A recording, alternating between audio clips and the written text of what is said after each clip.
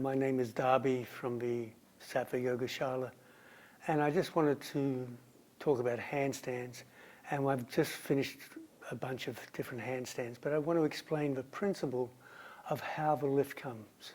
So what we really need to be aware of is the shoulder girdle. So we need a lot of strength, but we're trying not to put the strength into the shoulders, but more into the upper body and the back. Of course, we need to use the core of the bandha. And if you look at my video, jumping back to chaturanga, you'll get a lot of this same information is going to be there. But basically, it's for shoulders. So if I can show you what I do when I come in, the first thing I do to come into handstand position is I pull the shoulder blades back. So now I'm really established on the hands and the arms, and yet I don't need to use them. I'm going to be using the core. So when I start to lift, I lift the navel, I'm supported in the shoulder blades, and then the lift happens. Okay, I'll show you that from the side. That the hands come down, the first movement is the shoulders. I bring the shoulders down, the shoulder blades down, and let them hug the back. Then I transfer my weight a little bit forward, so I'm pivoting over the central part, the central balance point, and then press and lift the navel.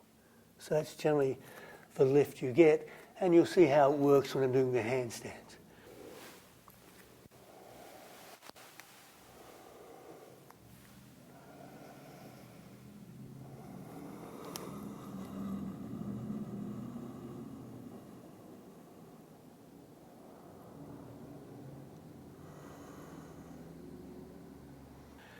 This is a little problem for a lot of people, as I mentioned in jumping back to chaturanga, if you have long legs, shorter arms.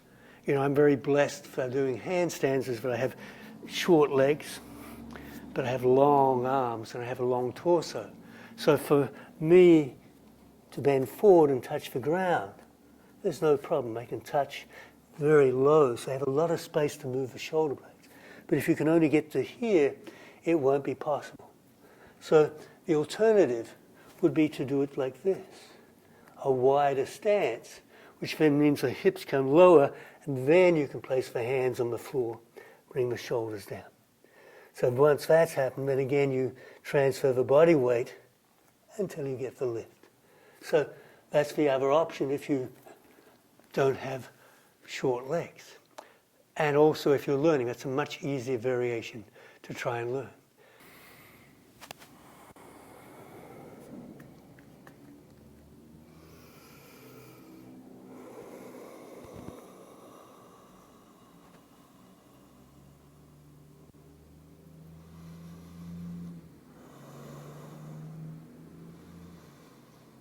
And another thing that I did, which I'm starting to do, is the movement that I'm creating from downward dog. It's helping me build the core strength.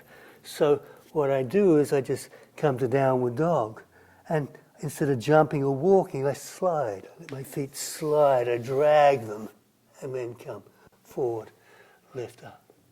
So that's an interesting one to practice. And every time you're in downward dog, you can get this movement, and it'll help to build the core to help you lift.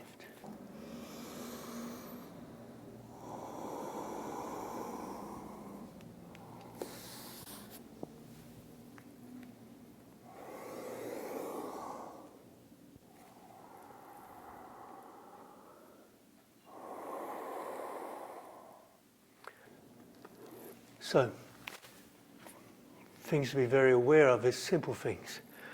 Be aware of being into the shoulders, that shoulder girdle, balancing it above the hips, and then using the bandha, using the lower abdomen to lift, and just allowing your legs to float up. So I hope this can help you out. Have a beautiful day. Sweet.